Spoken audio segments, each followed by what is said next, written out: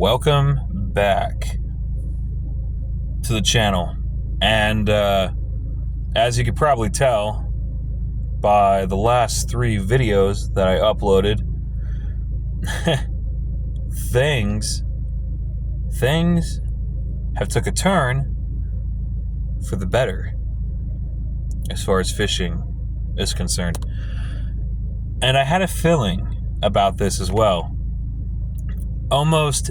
Almost immediately after I switched back to using live bait, my catch rate drastically increased. Like back to back freaking hook, dude.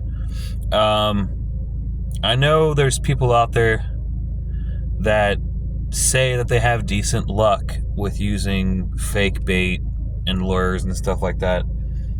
But it's like, me personally, it's like nothing can really actually compare to the real thing. You know what I mean? And like I said, as soon as I made the switch back to using live bait, my catch rate went right back up where it used to be a couple seasons ago. And then that last video, I really wish you guys could have been there in person and seen this thing, dude. Because photos do not give that fish any justice. Okay, seeing it in a picture or a photograph on video, that's one thing, but actually being there in person to see this thing, totally different. The fish in that last video, so many things were happening that day, and I'm surprised that I was able actually to hook this thing, right? So I'm out there fishing, right? Just classic old school fishing. I got a bobber, and I got like a little red and white bobber, and I think I got like just a regular bait holder hook, like I think like a number 2 or something, and just a night crawler, a live night crawler, just pierced through the hook, bobber and a worm.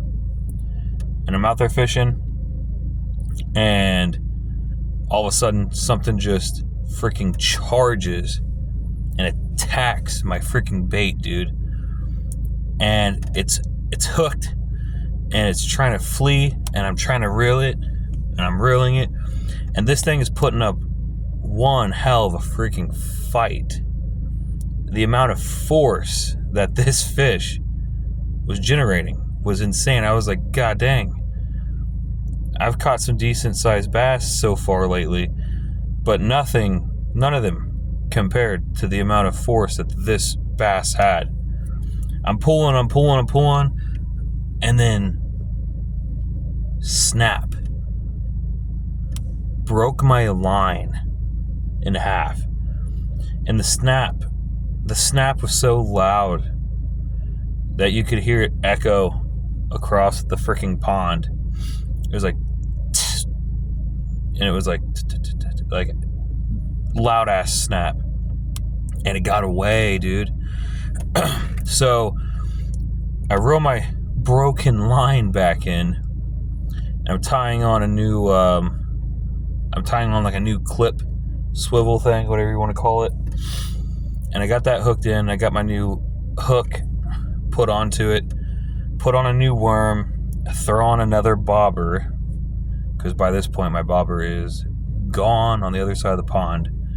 And I cast back out, and I'm sitting there for not even too long after I've casted, and bam, gets it again. Same amount of force, same amount of pure force as the last time. I don't know if it was the exact same fish, or if there was just multiple big fish of the same size just circling that same area. But it felt like the same fish from before. that snapped my line. And I'm reeling, and I'm reeling, and I'm very delicate this time around because I don't want to break the line again. I don't want this thing to get away. And I'm gently kind of pulling and stuff. And then I start to see it like emerge out of the water, right? And I'm like, just from seeing it through the water, I could tell this is a big fish. So I keep reeling. And finally, here it comes out through the water onto the bank. I got it.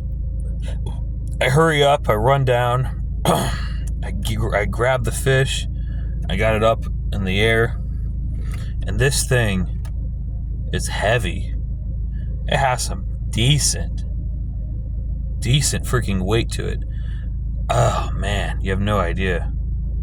This thing made the fish that I caught at the YMCA look like nothing. This fish was a monster compared to those fish. And I was in shock. I was like, oh my God. That the fact that I pulled this thing out of the freaking water was insane. Now, what was happening was, at the time, right, I was only using 8 pound fishing line, which clearly was not strong enough for that fish. It was pure freaking luck and being super delicate, bringing that thing up on the bank the second time, that I was even able to get that thing out of the water. If I had just the slightest pull movement, that line probably would have snapped again. So I learned some things with this. First off, I wasn't expecting to pull anything that big out of that pond that day. Otherwise, I would have went ahead and prepared and went to a stronger line out of the gate. Now that I know that there's giant fish like that out there, I am definitely upgrading, 100%. So like I said, I'm currently at 8 pound line. I was going to go to 10, but that seemed kind of pointless just to go from 8 to 10.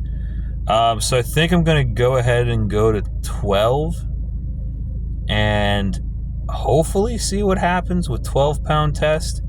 I hope that's strong enough. 12 pound. I was able to pull that thing up on the shore delicately with 8 and finesse it to where it wouldn't snap, but you could kind of feel that it was on the verge of breaking again. So I don't know. What do you guys think? Do you think 12 is going to be strong enough, or should I go to 14? I don't know. I'm going to a minimum of 12, though, for sure, no matter what. And I'm going to see what happens there and see if that is strong enough. Now, I know a lot of people. Now, I'm still using mono plastic line. I know a lot of people are switching over to actual braided line, where it's like actually like a fabric material, like actual like thread and stuff, versus plastic. And I know that that's supposed to be way stronger line than mono line. It's a toss-up, dude. It really is. I'm gonna try to just go to 12 pound mono. Maybe use a different brand. I was using Berkley Invisalign, I think is what it was. So there's some other ones I could mess around with. I want the utmost strength that I can get out of a mono line for 12 pounds. So I'm going to have to definitely shop around, do a little bit of research on it, watch some reviews and stuff. And then hopefully when I return and I hook onto another freaking monster, my line won't break. That's the plan anyway. Oh man, I wish you guys were there to see this fish in person. It was a huge largemouth bass. It was heavy. It had some really good weight to it. It really did. Oh man, I couldn't believe it that there was fish that big out there. I was shocked. I was shocked. Oh man. So I might possibly go fishing again today, but I gotta be very careful because, like I said, I still have the 8-pound line on there. So yeah, I gotta be careful with that. I need to get that new line switched out as soon as I can. So I'm not sure exactly when that's going to be.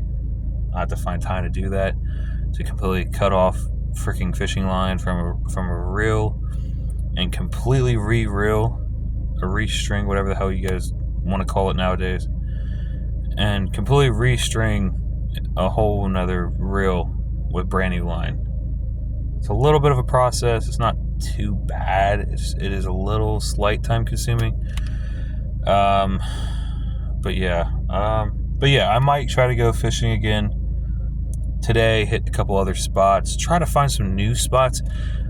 That's what the main thing that I'm in the middle of trying to locate as many fishing ponds as I possibly can in the area,